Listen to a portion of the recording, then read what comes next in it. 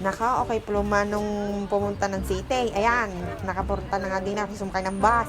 Papunta din eh. Ay, hindi pala kotse. Mali.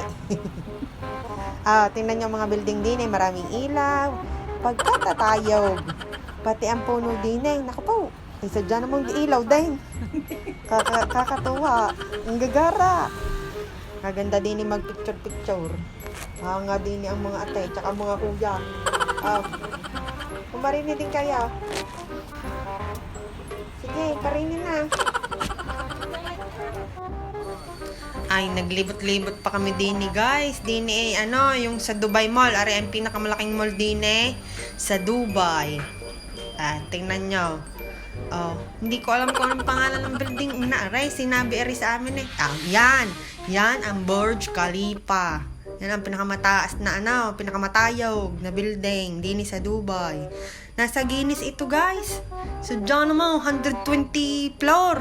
Tapos, kung makakaakyat ka din makikita mo ang ibang estate ng Dubai. Makikita mo na ang Sharjah at ang Ajman. Yun ang sabi nila. Na-try ko minsan, igab ila. Hindi ko masyadong nakita ng maliwanag. Pero sa gabi, kaganda din. Dahil pagkakaganda, ang daming ilaw. Sadya namang kumukuti-kuti tap.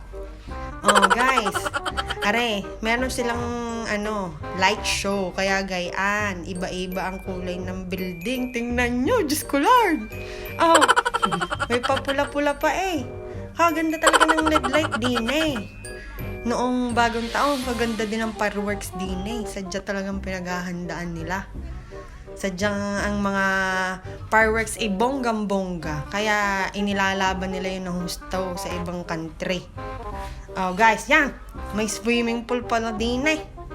Hindi naman nagsabi na magdala ng bating south. Tapos wala din kaming dalang sabon at shampoo. Ay siya. Paano kami makakapaligo din eh? Kami nakaget up, porma. Sabi dapat daw maganda dahil magpe-picture.